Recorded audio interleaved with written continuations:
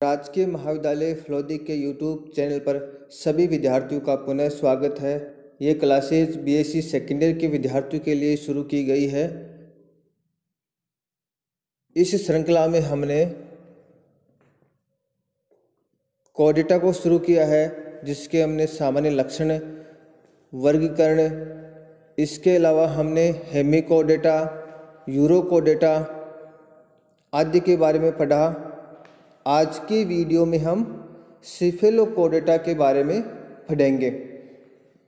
जैसा कि मैंने आपको बताया था, कोडेटा को हम दो ग्रुप में डिवाइड कर सकते हैं, प्रोटोकोडेटा और यूकोडेटा।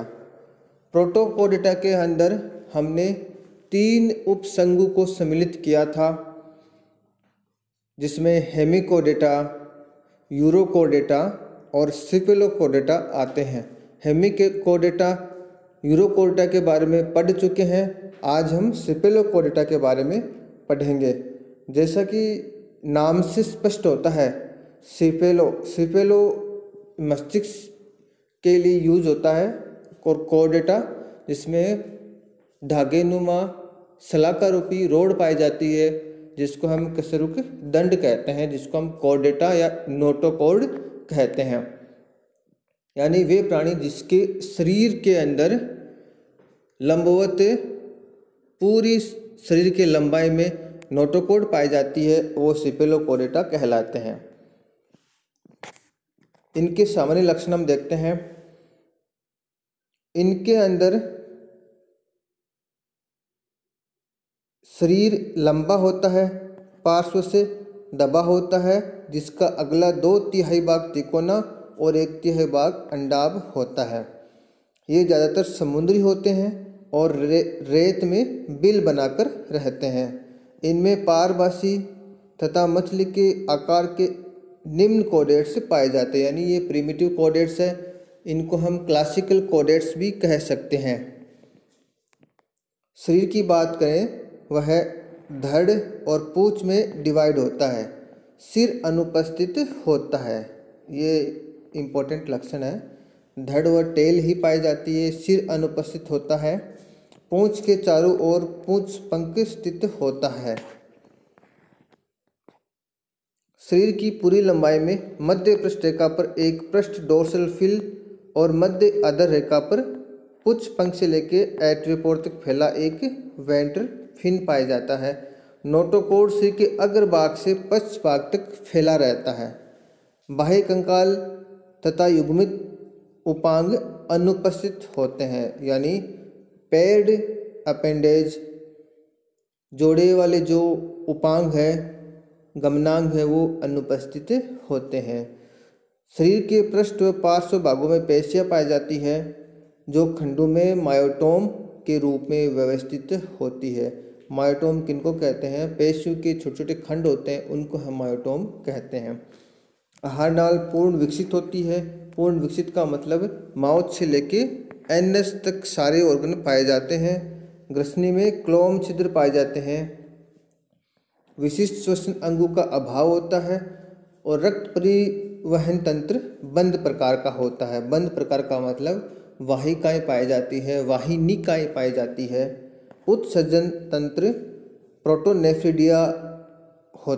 प्रोटोनेफ्रिडिया के रूप में पाए जाते हैं। प्रोटोनेफ्रिडिया वक्र या प्राक वक्र कह सकते हो, जो किडनी की आधारभूत संरचना है, इकाई है नेफ्रिडिया। वो 3 प्रकार के होते हैं, प्रोटोनेफ्रिडिया, मीजोनेफ्रिडिया और मेटानेफ्रिडिया। प्रोटोनेफ्रिडिया वो होते हैं जो सरल प्रकार के होते हैं, जो प्राचीन प्रकार के नेफ्रिडिया होते हैं वो प्रोटोनेफ्रिडिया कहलाते हैं। एक पृष्ठ नलाकार खोखली तंत्रिका रज्जु तंत्रिका तंत्र बनाती है। सिफेलोकोडेटा के जंतु एक लिंगी होते हैं, अनेक जनन विभिन्न खंडों में व्यवस्थित रहते हैं। जनन अलैंगिक प्रकार का होता है तथा लार्वावस्था अनुपस्थित होती है। एग्जाम्पल हम देखें, ब्रैंकियोस्टोमा या एम्फियोक्सिस, आपको याद रखना है, वेरी वेरी इंपॉर्टेंट है। इसकी आगे चल के हम इस पूरे एनिमल की सामान्य लक्षण, संरचना, प्रजनन, परिसंचरण, उत्सर्जन सारे तंत्र के बारे में हम पढ़ेंगे।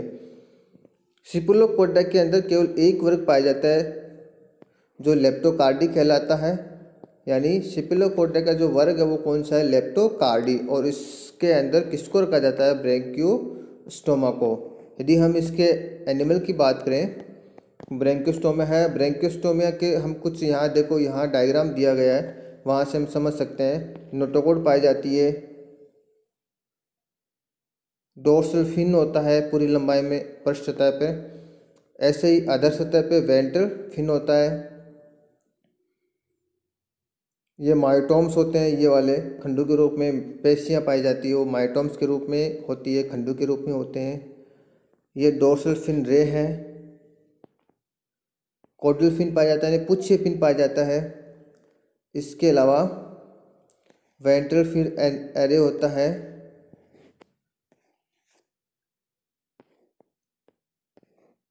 गोनाड्स पाए जाते हैं, मेटाप्लोर पाए जाते हैं। यहाँ आप देख सकते हो नोटोकॉर्ड के अलावा ये गिल, यहाँ पे देखो इधर, ये गोनाड्स होते हैं और यहाँ पे गिल स्लिट्स होते हैं। ये ओरल सिराई है।